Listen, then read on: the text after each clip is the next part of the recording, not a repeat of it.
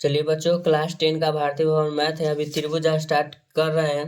त्रिभुज का स्टार्ट मैंने किया था पिछले वीडियो में। 20 तक मैंने प्रश्न का हल कर दिया है।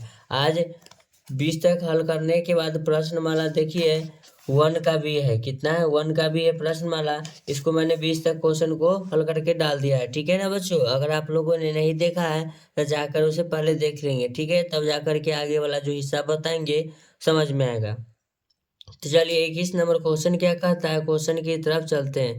तो कहता है त्रिभुज ए बी सी में ए बी बराबर ए सी और भुजा, ठीक है ना, ए सी पर एक बिंदु डी इस प्रकार है कि बी सी स्क्वायर बराबर ए सी गुना सी डी। तो सिद्ध कीजिए कि बी डी बराबर क्या होना चाहिए? B C. चलिए हम इसको पहले फिगर को हम बनाते हैं। सबसे पहले एक त्रिभुज लेंगे, ठीक है। ओके माय डियर, त्रिभुज ले लिए। जब त्रिभुज लिए तो त्रिभुज का हम नाम लिखेंगे ए बी और क्या लिखेंगे? सी। ए बी सी लिखेंगे, ठीक है ना। तो हम लिखेंगे बच्चों इसका क्वेश्चन फिर से एक दफा पढ़ते हैं, ध्यान दीजिएगा। क्वेश्चन को बार बार पढ़िएगा तो समझिएगा। क्वेश्चन बार बार पढ़े और उसको फिगर बना दिए तो समझिए कि सवाल जो है तुम्हारा 55% कंप्लीट हो जाएगा। देखिए कहता है कि त्रिभुज ए बी सी में ए बी बराबर ए सी। तो चलिए ए बी जो है ए सी के बराबर, यानी ए बी और ए सी बराबर है, ठीक है। समझाते जाते जैसे जैसे क्वेश्चन कहता है वैसे वैसे हम क्वेश्चन की तरफ मूव कर रहे हैं, ठीक है ना बच्चों। अब कहता है भुजा ए सी पर कोई डी बिंदु है। तो चलिए भुजा ए सी पर कोई डी बिंदु है। चलिए इसका हम नाम दे देते हैं डी बिंदु, बीच में, ठीक है। इसका नाम है हम दे दिए डी बिंदु। चलिए तो अब कुछ नहीं है, तो हमको कहता है इस प्रकार की बी सी स्क्वायर बराबर ए सी गुना सी डी है ना। सिद्ध करना है कि बी डी बराबर बी सी। चलिए सिद्ध कर देते हैं। कहता है क्वेश्चन में, तो उसको हम लिखते हैं। सिद्ध करना है, क्वेश्चन नंबर 21 है। सिद्ध करना है बी डी बराबर क्या लिखेंगे बच्चों? बी सी, ठीक है। अब तो लिखेंगे ए बी बराबर क्या लिखेंगे? ए सी। क्वेश्चन में भी कह रहा है, देखना बच्चों। अब कहता है बी सी स्क्वायर, ठीक है। तो बी सी स्क्वायर बराबर दे रखा है ए सी गुना क्या दे रखा है? सी डी दे रखा है। तो लिखेंगे बी सी स्क्वायर को हम लिख सकते हैं बी सी गुना क्या लिखेंगे? B C. कोई दिक्कत नहीं, जब स्क्वायर में रहता है तो उसको 2 बार गुना में लिखते हैं ना डियर, ठीक है। नहीं समझ में आएगा तो कमेंट करिएगा, ओके डियर। लिखेंगे बराबर ए सी गुना क्या लिखेंगे डियर? C D. तो देखिए हम एक बी सी जो है यहीं रखते हैं, तो बी सी लिखेंगे। और बटा में ध्यान दीजिएगा क्या ला रहे हैं जे, सी डी है ना, इधर गुना में बराबर की इस तरफ लाएंगे तो भागा में हो जाएगा ना। तो हम बटा में लाएंगे, उसको हम भाग कहते हैं। अब देखिएगा डियर, अब यहाँ क्या बच गया है? ए सी बच गया है ना। तो ए सी इधर से बी सी जो है गुना में बराबर की इस तरफ लाएंगे तो क्या हो जाएगा डियर? भागा में। तो ए सी बटा बी सी हो जाएगा ना। उसके बाद हम लिखते हैं डियर त्रिभुज, क्या लिखेंगे? त्रिभुज ए बी सी और क्या लिखेंगे? और त्रिभुज बी सी डी, ठीक है डियर। तो हम लिखते हैं बी सी बटा में लिख देते हैं सी डी बराबर लिखते हैं ए सी बटा में लिखेंगे बी सी, ओके डियर। उसके बाद समझिएगा आप लोग, नहीं समझ में आएगा तो हमें बोलिएगा, ठीक है। उसके बाद क्या कहता है, लिख लिए है ना। तो लिखेंगे कोण ए सी बी, क्या लिखेंगे? ए सी बी बराबर लिखेंगे कोण बी सी डी। अब देखिए हम फिगर की तरफ चलते हैं। फिगर पर थोड़ा ध्यान दीजिएगा। हमने लिखा कोण ए सी डी, ओके डियर। ए ए ए सी बी। उसके बाद हम बराबर किए हैं कोण, क्या लिखे? कोण बी, क्या लिखे हैं? बी सी डी, यानी कि जो कोण जो है मेरा सी घनिष्ठ है दोनों के लिए। दोनों त्रिभुज में जब नाम ले रहे हैं ना तो कौन सी आ रहा है?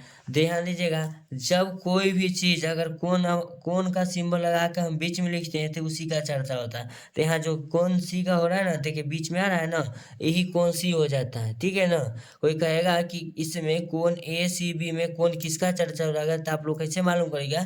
तो आप लोग को मालूम कुछ नहीं करना है, जो बीच में रहता है ना उसी कोण का बात होता है। कोण ए सी बी तो कौन सी का चर्चा हो रहा है, ठीक है ना। इतना आप लोग ध्यान रखिएगा।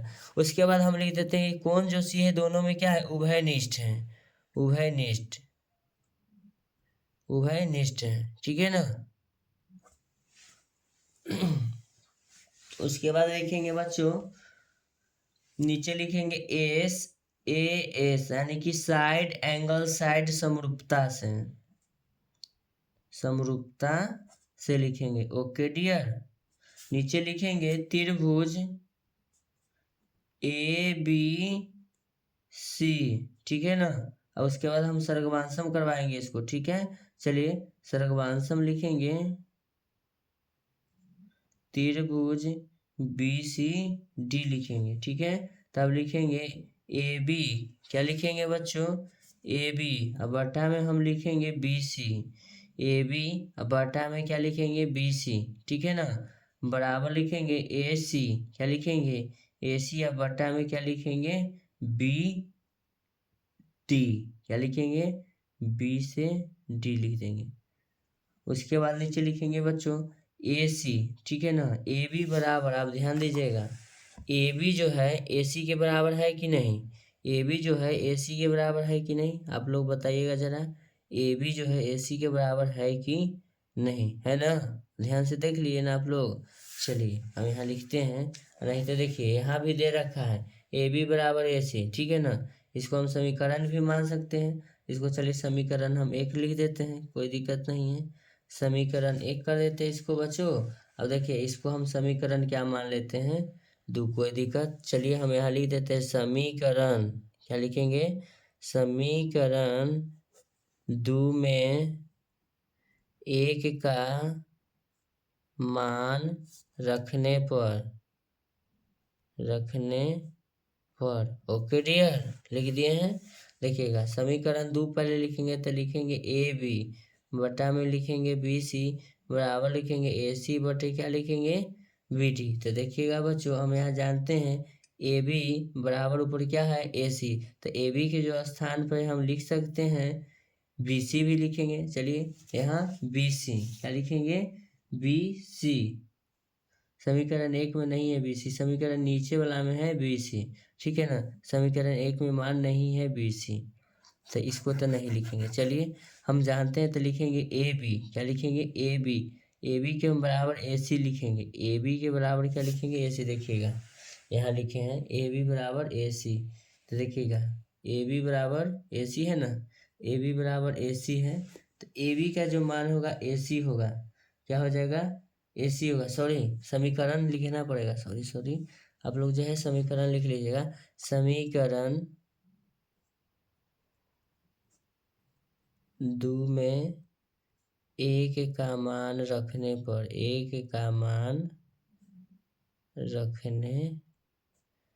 ठीक है। तो देखना बच्चों ए बी का जो मान है ऊपर हम जानते हैं ए बी का मान क्या है ए सी, बटा में तो हो जाएगा बी सी है जो बी सी रहेगा, ठीक है। समीकरण ऊपर दिया हुआ है देख लीजिएगा, बराबर लिखेंगे ए सी बटे क्या लिखेंगे बी डी, क्या लिखेंगे बी डी, लिखेंगे कि नहीं। तो देखिएगा बच्चों ए सी से ए सी मेरा क्या होगा कैंसिल आउट, तो हम इसको लिख सकते हैं 1/BC बराबर लिखेंगे 1/BD, कोई दिक्कत नहीं है, नहीं है। देखिएगा हम गुना करते हैं क्रॉस मल्टीप्लीकेशन, तो बी सी गुना क्या हो जाएगा बी सी बराबर बी डी गुना क्या हो जाएगा बी डी हो जाएगा ना। तब यही ना हमको सिद्ध करना था, तो लिख देंगे प्रूव्ड हुआ, ठीक है। देखिए आप लोग गौर से इसको,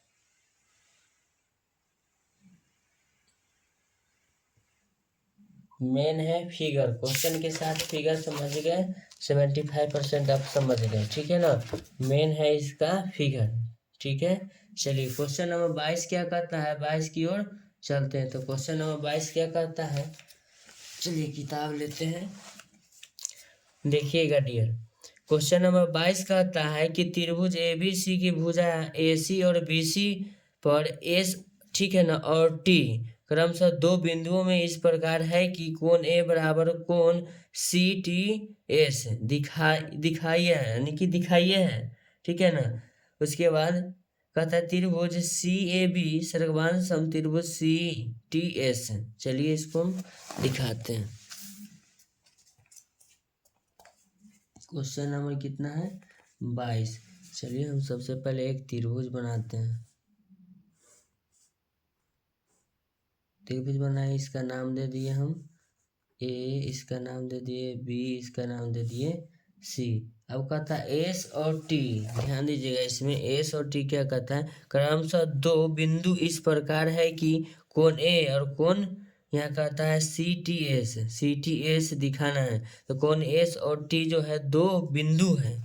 चलिए तो यहाँ तो दो बिंदु बनेगा नहीं, बराबर में हमको बनाना होगा तो बिंदु इसी को हमको दो बिंदु लेना है। तो इसका हम नाम दिए एस, इसका नाम दीजिए टी। ठीक है, यहाँ एंगल बन रहा है, फिर कहता है एंगल ए बन रहा है। ठीक है, तो अब नीचे लिखने ये बच्चों सिद्ध करना है ना, तो लिखेंगे सिद्ध करना है,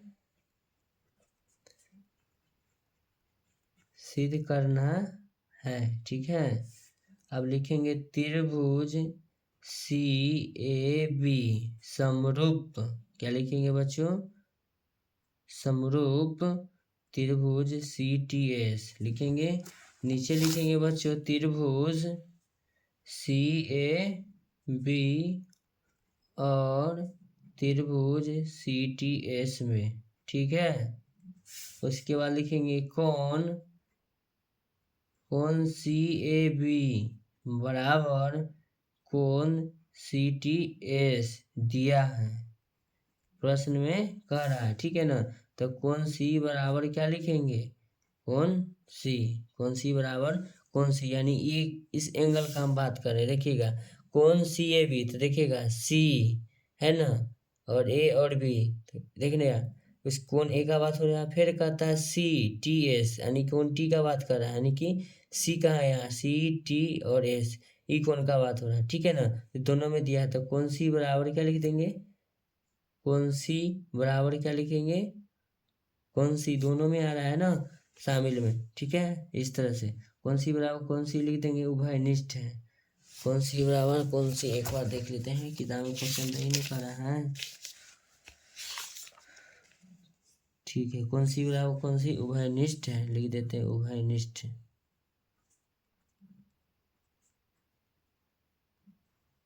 उभयनिष्ठ है। ठीक है, उभयनिष्ठ है।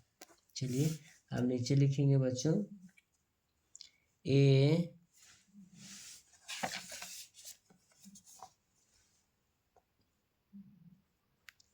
समरूपता से,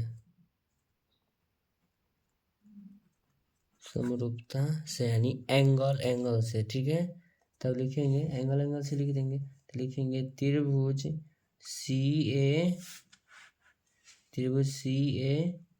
बी, ठीक है, सर्गवांशम त्रिभुज सी टी एस लिख देंगे। यही ना हमको दिखाना था, तो लिख देंगे, सिद्ध हुआ।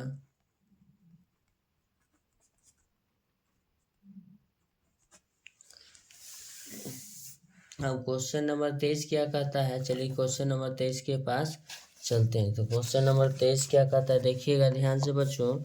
क्वेश्चन नंबर 23 क्या कर रहा है, कहता है बगल के चित्र में, ठीक है ना, त्रिभुज ए बी सी के शीर्षलंब ए डी और सी डी एक दूसरे को पी पर प्रतिच्छेद करता है, तो दिखाना है। एक नंबर में इसमें दो सवाल है, त्रिभुज ए ई पी सर्गवांशम, ठीक है, त्रिभुज ए डी बी। दूसरा नंबर क्वेश्चन में अभी नहीं जाएंगे, दूसरा नंबर क्वेश्चन दिया हम इसे पढ़ लेते हैं, त्रिभुज पी डी सी सर्गवांशम त्रिभुज बी ई सी। चलिए क्वेश्चन नंबर 22 हम हल कर रहे हैं।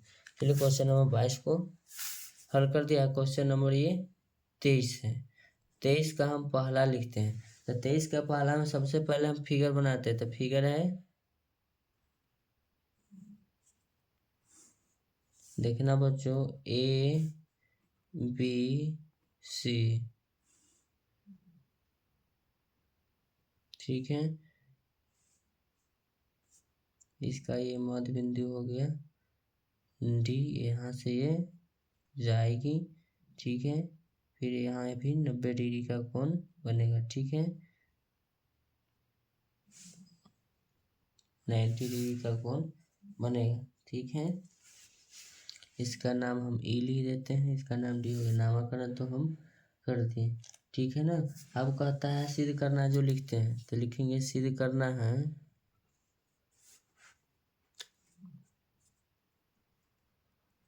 सिद्ध करना है त्रिभुज ए ई पी, ठीक है, सर्गवांशम त्रिभुज ए डी बी, कोई दिक्कत नहीं है। उसके बाद दूसरा नंबर में कहता है उसको सिद्ध करना है। चलिए दूसरा नंबर को बाद में लिखते हैं, पहला नंबर को हम सिद्ध करते हैं। तो लिखेंगे एक नंबर में त्रिभुज ए ई पी और त्रिभुज ए डी बी, क्या लिखेंगे, ए डी बी लिखेंगे। तब यहाँ लिखेंगे बच्चों कोण पी ई ए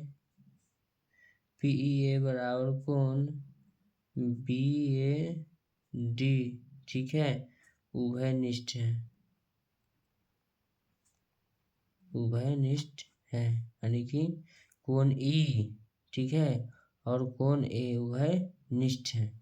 चलिए आगे चलते हैं। तो लिखेंगे बच्चों कोण पी ई ए बराबर कोण बी डी ए बराबर 90 डिग्री। जो कोण ई है 90 डिग्री बना रहा है, कोण डी भी क्या बना रहा है बच्चों, 90 डिग्री। तो हम 90 डिग्री लिख देंगे।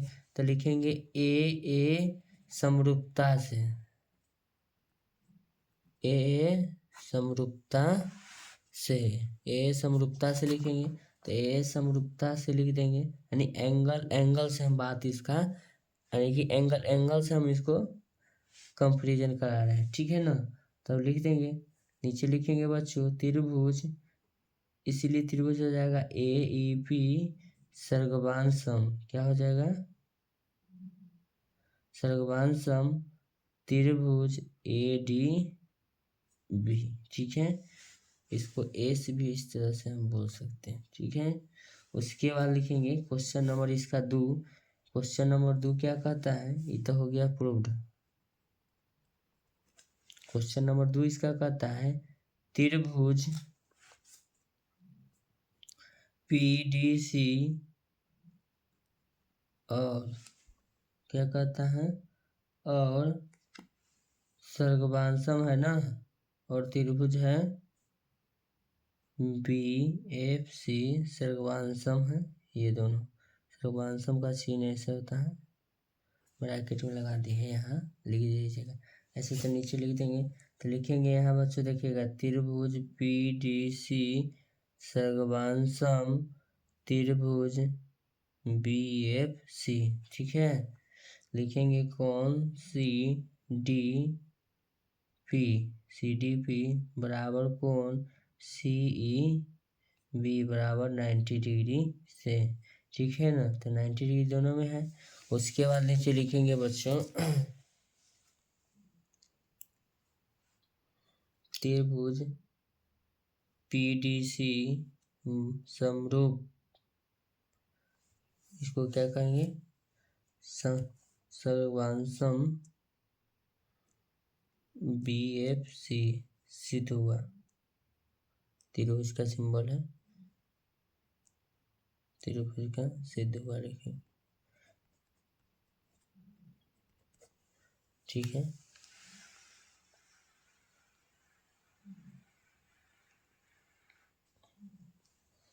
चलिए अच्छा, इसमें वह निष्ठ होता था क्वेश्चन नंबर 21 में, ठीक है। क्वेश्चन नंबर 22, 23 का 1 और 2 हो गया। अब क्वेश्चन नंबर 24 क्या कहता है, चलिए क्वेश्चन नंबर 24 देखते हैं। कहता बगल के चित्र में यदि त्रिभुज ए बी ई बराबर सर्वांसम त्रिभुज, देखिएगा ए सी डी है, यानी कि दिखाना है हमको कि त्रिभुज ए डी ई सर्वांसम त्रिभुज ए बी सी है। चलिए ठीक है, क्वेश्चन नंबर आप लोग नहीं देखें तो इसको नोट डाउन करिएगा, किताब बगल में जरूर रखिएगा बच्चों, ठीक है। चलिए हम पहले अब इसका फिगर का नामकरण करते हैं। 24 नंबर क्वेश्चन में, तो 24 नंबर क्वेश्चन का फिगर,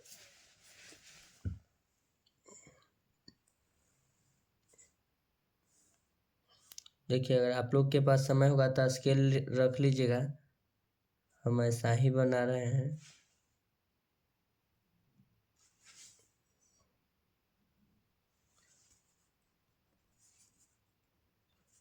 ए बी सी इसका नाम है, डी इसका नाम ई है, ठीक है। सिद्ध करना है जो हम लिखते हैं, सिद्ध करना है, क्या करना है, सिद्ध करना है। तो लिखेंगे त्रिभुज, ध्यान दीजिएगा बच्चों, ए डी ई, ठीक है, सर्गवांशम, सर्गवांशम लिखेंगे त्रिभुज ए बी सी, ठीक है ना। अब नीचे लिखेंगे बच्चों त्रिभुज A B E, okay dear, बराबर और सर्गवांशम का सिंबल था लगा देंगे। अब नीचे लिखेंगे त्रिभुज ए सी डी, ठीक है।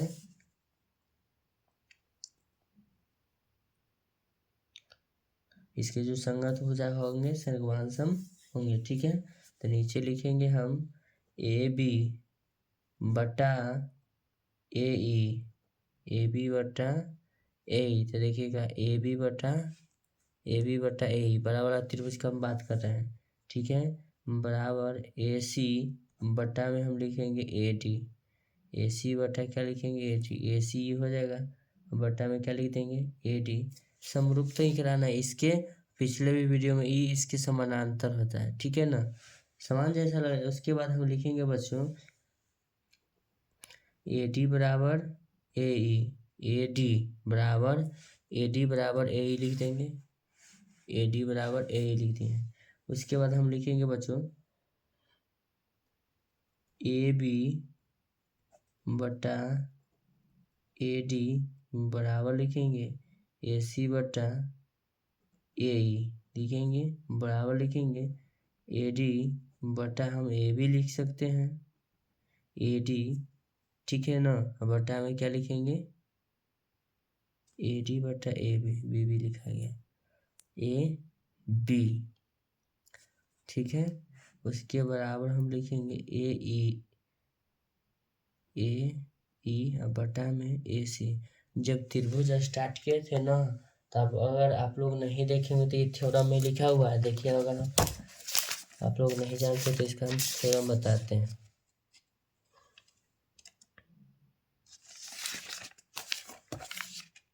फर्स्ट चैप्टर है ना, ई 1 के बी है, 1 के ए में है ये थ्योरम, देखिए 1 का ए का थ्योरम, इसीलिए कहते हैं जितना भी थ्योरम है इस सब पर ध्यान दीजिए। देखिए यही मेरा थ्योरम था, जब समांतर था तो ए डी है ना, देखिए यहाँ लिखा रहा है ए डी बटे क्या लिखा है डी बी बराबर ए ई बटे क्या लिखा है ई सी, तो ए बी है ना, देखिएगा ए बी बटा उसके ए डी कर रहा है ना, इसलिए हम कर दे, ठीक है, बराबर ए सी क्या कर रहा है ए सी बटे लिख रहा है ए, तो कहिएगा आप लोग सर आप इतना याद क्यों रखते हैं, याद नहीं रखते हैं। सबसे पहले जब भी कोई चैप्टर स्टार्ट हो तो उसका जितना जो पीछे निचोड़ दिया हुआ उसको पढ़िए, ठीक है ना। हम इतना पढ़ा रहे हैं आप लोगों को, अब हम इसको एक एक चीज़ अगर बताएंगे तो वीडियो बहुत लंबा हो जाएगा, ठीक है। आप लोगों को मैंने समझा दिया, मेरा समझाना काम था, पढ़ना आप लोगों का काम है, ठीक है। चलिए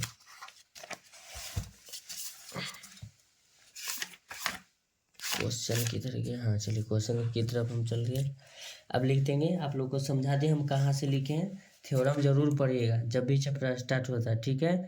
थोड़ा सा समय लेने के लिए माफ़ कर दीजिएगा, आप ही लोग के चलते हम समय लिए हैं समझाने के लिए, ठीक है ना। हम लोग लिख दिए, आप कहिएगा कहाँ से लिखे हैं, अपना मन से तभी बना के नहीं लिख देते, नहीं बच्चों अपना मन से कहते ही नहीं बनाते हैं। लिखेंगे त्रिभुज ए डी ई और त्रिभुज ए बी सी में, ध्यान दीजिएगा। अब लिखते हैं ए डी, जो बोलते हैं उसको फिगर पर देखते जाइएगा, एगो कॉपी और पेन लेके बैठ जाइए, बटे में ए बी बराबर लिखेंगे ए सी बटे ए सी कर देंगे, ठीक है। तो हम लिखेंगे बच्चों कोण, क्या लिखेंगे कोण डी ए ई, लिखेंगे डी ए ई बराबर लिखेंगे कोण बी ए सी, उभयनिष्ठ है, उभयनिष्ठ है, ठीक है बच्चों। तो हम लिखेंगे एस ए एस नियम से, तो इसको हम लिख सकते हैं भुजा कोण भुजा, ठीक है ना, यानी कि एस से साइड, साइड मीन्स भुजा, एस से एंगल, एंगल मीन्स कोण। अब तो आप लोगों को जान ही गए होंगे, डायरेक्ट लिखते हैं समरूपता से। वीडियो लंबा हो जाएगा इसीलिए शॉर्ट नेम लिख दिए, तो लिख देंगे एस नियम से सिद्ध हुआ, लिख देंगे टू प्रूव डैट, सिद्ध करना था हम सिद्ध कर दिए, प्रूव्ड। ठीक है,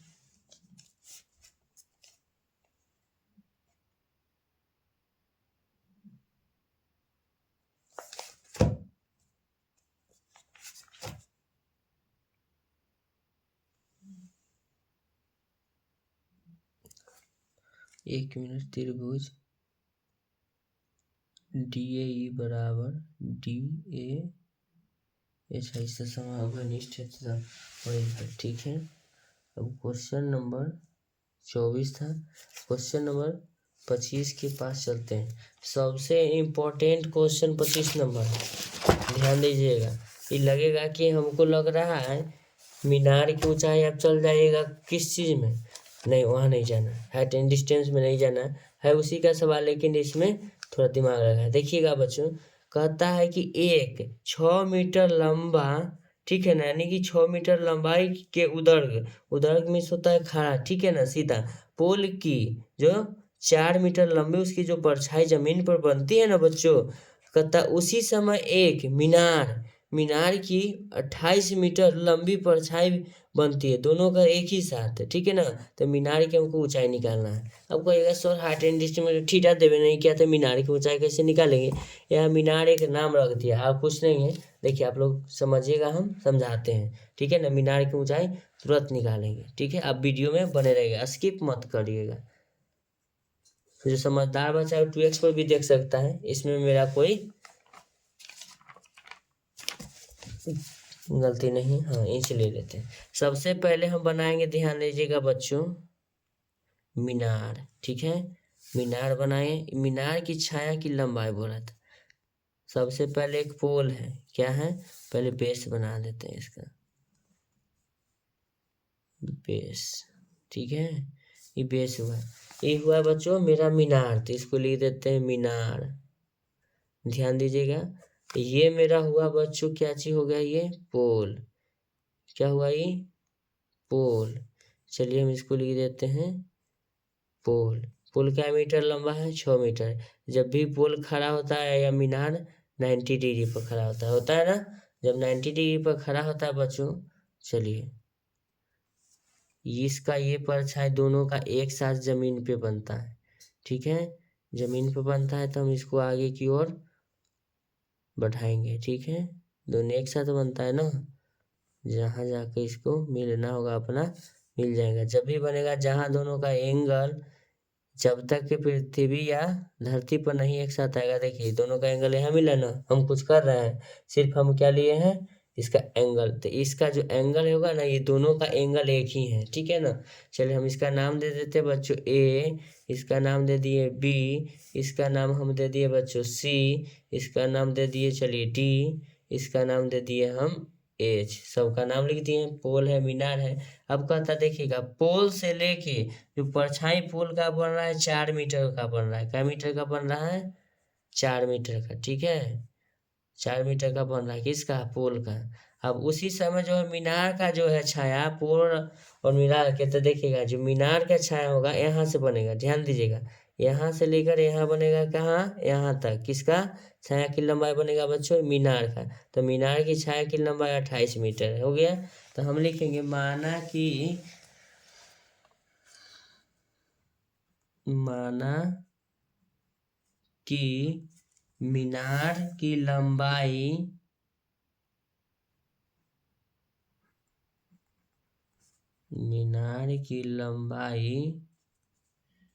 बराबर ए बी, मालूम नहीं है तो मान लिए, तब लिखेंगे EC बराबर 6 मीटर, ठीक है।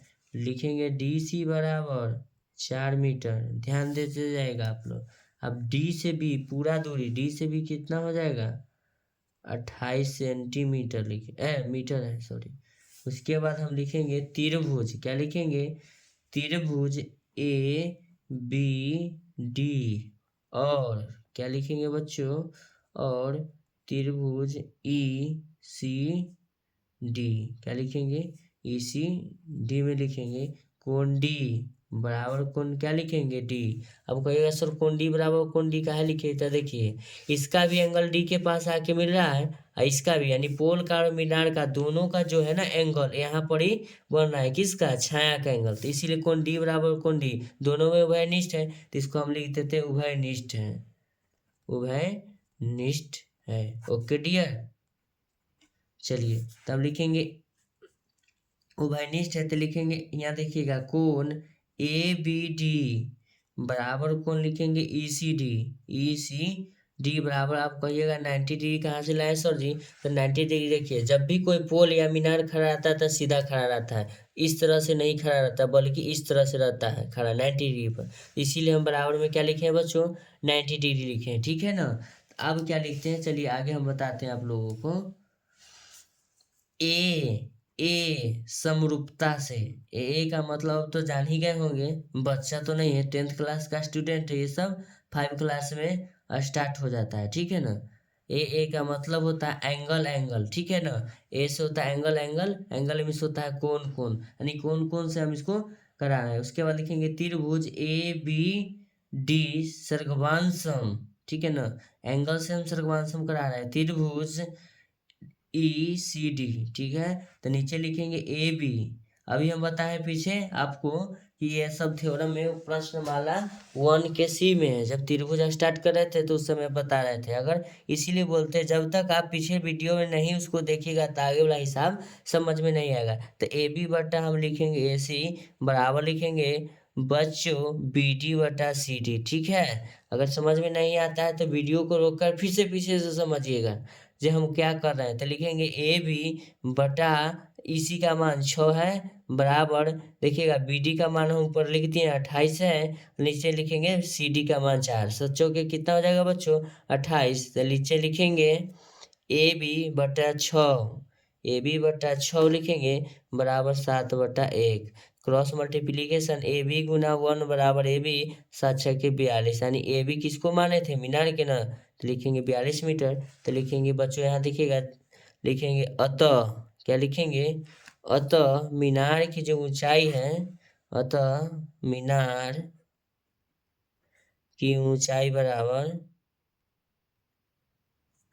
42 मीटर। ओके डियर, चलिए 26 नंबर प्रश्न क्या कहता है, 26 नंबर प्रश्न के पास चलते हैं। तो 26 नंबर प्रश्न को हम हल कर देते हैं, थोड़ा सा जल्दी में, चाहे कि वीडियो लंबा नहीं हो।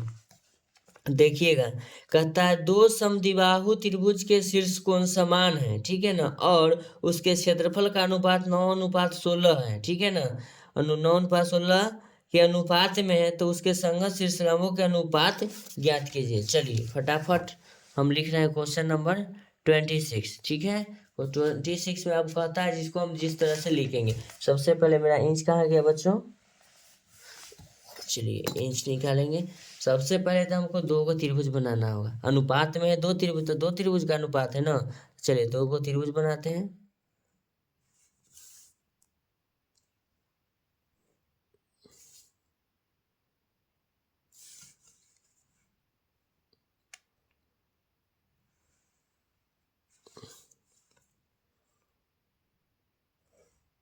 एक त्रिभुज हुआ,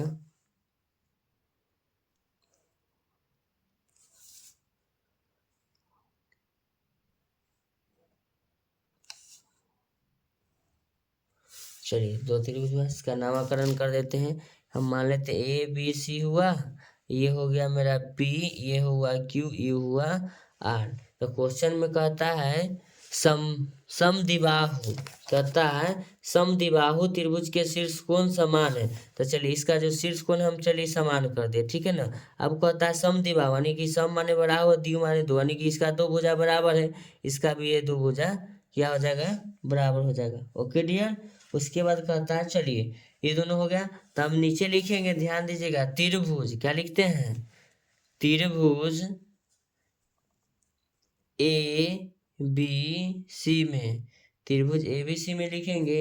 अब नीचे लिखेंगे, ध्यान दीजिएगा बच्चों, ए बी बराबर क्या लिखेंगे ए सी, अब नीचे लिखेंगे त्रिभुज P Q R, P Q R में लिखेंगे, ठीक है ना, PQR में क्या लिखेंगे PQ बराबर क्या लिखेंगे PQ बराबर में हम लिखेंगे PR, ठीक है ना।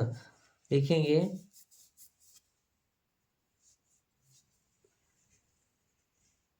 हम नीचे लिखेंगे त्रिभुज ABC और त्रिभुज PQR में, ठीक है ना, क्या लिखेंगे कोण A बराबर कोण क्या लिखेंगे P दिया है, क्वेश्चन में बोल दिया है दोनों का जो शीर्ष कोण है क्या है, समान है, दिया लिख देंगे। देखिएगा तब नीचे लिखेंगे बच्चों AB बटे में लिखेंगे PQ बराबर में लिखेंगे AC बटे PR, ठीक है ना। देखिएगा AB हो गया ना, अब बटा में हम लिख दें PQ, इस साइड का इस साइड वाला से, इस साइड के इस साइड, यानी कि AC अब बटा में लिखेंगे PQ, वही यहाँ हम लिख दिए AC बटा में वो हम लिख दिए PQ की लिखा गया R है, चलिए ये R है, देखिएगा मिस्टेक हो गया था, लिख दें PR। उसके बाद ध्यान दीजिएगा AS समरूपता से लिखेंगे। SS का मतलब तो आप लोग समझ ही गए होंगे साइड एंगल साइड, तो लिखेंगे बच्चों त्रिभुज ABC सर्गवांशम, क्या लिखेंगे सर्गवांशम त्रिभुज PQR, क्या लिखेंगे PQR। तब नीचे लिखेंगे त्रिभुज, ध्यान दीजिएगा यहाँ टर्निंग पॉइंट यहीं से स्टार्ट हो जाता है, लिखेंगे त्रिभुज ABC का क्षेत्रफल, त्रिभुज ABC का क्षेत्रफल बटे लिखेंगे त्रिभुज, क्या लिखेंगे त्रिभुज, लिखेंगे PQR का क्षेत्रफल, ठीक है ना। अब क्वेश्चन के जो फिगर बना है ना, अब चलिए जो अनुपात होता है तो अनुपात माने होता है भागानी डिवाइड करना, चलिए इसका भी हम अनुपात, चलिए इसका नाम दे देते हैं D, इसका जब अनुपात करेंगे यानी कि 2 बराबर भाग में इसका नाम दे दिए S, ठीक है। यहाँ 90 डिग्री का बनेगा कौन, आप जो लिखे हैं त्रिभुज क्षेत्र, त्रिभुज ABC का क्षेत्रफल बटे त्रिभुज PQR का क्षेत्रफल, तो देखिएगा अनुपात में दिया है 9:16, तो हम जानते हैं जब भी कोई त्रिभुज का माध्यिका होता है ना, पिछले क्लास में है, ठीक है ना, पिछले क्लास में मैंने इसे पढ़ाया है, ठीक है ना, ये कैसे होता है, तो लिखिए इसका जो क्षेत्रफल होता है ना, इनका अनुपात का क्षेत्रफल, तो इसके जो माध्यिका का वर्ग है समानुपात के बराबर है, माध्यिका का वर्ग क्या है, माध्यिका का वर्ग यही होगा AD और PQ, यही माध्यिका है, ठीक है ना। तो हम लिखेंगे PD, क्या लिखेंगे PD या PD बटा PS, माध्यिका क्या है PS और क्या है AD है ना, हम लिखेंगे माध्यिका AD बटे लिखेंगे PS, क्या लिखेंगे AD बटे PS लिखेंगे, AD हो जाएगा, देखिएगा बच्चों AD ये हुआ माध्यिका, PS ये हुआ, तो हम लिखेंगे AD बटे PS बराबर लिखेंगे 9/16, जो माध्यिका के वर्ग के बराबर होता है ना उस क्षेत्रफल के बराबर होता है, ध्यान दीजिएगा आप लोग। तो माध्यिका का हम वर्ग कर दिए, तब जब वर्ग कर दिए ना तो AD क्या लिखेंगे AD बटा PS बराबर लिखेंगे, जब स्क्वायर हटता है बराबर की हिसाब से इधर क्या चलेगा √9/16, तब नीचे लिखेंगे बच्चों AD बटे क्या लिखेंगे PS बराबर लिखेंगे 3 × 3 बटे 4 × 4, गुणनखंड कर दिए तो लिखेंगे AD बटा PS बराबर 3/4, क्या लिखेंगे 3/4 लिखेंगे, ठीक है। तब यही हमको अनुपात पूछ रहा था ना, तब पहले नीचे यहाँ लिख देते हैं AD, क्या लिखेंगे AD अनुपात में इस बटा था, बटा हो गया PS, तो लिखेंगे AD का जो मान 3 रिप्रेजेंट कर रहा है, PS का जो मान है 4 रिप्रेजेंट कर रहा है, हमको अनुपात लिखना है तो बराबर लिखेंगे 3:4, यही हम ला दिए इसका आंसर। देखिए आप लोग ने अच्छी तरह से इसे देख लिया, ठीक है ना। अगर आप लोगों को ये मैथ बताया हुआ अगर समझ में आ रहा है तो आप चैनल को सब्सक्राइब करिए, वीडियो को लाइक करिए, ठीक है ना। आपको इस वीडियो पर समय देने के लिए धन्यवाद। अगर आपको इस वीडियो से संतुष्टि है चैनल को लाइक करें, सब्सक्राइब करें, आपका एक लाइक मुझे मोटिवेट करता है अगले वीडियो को लेकर आने के लिए, ठीक है। Thank you so much.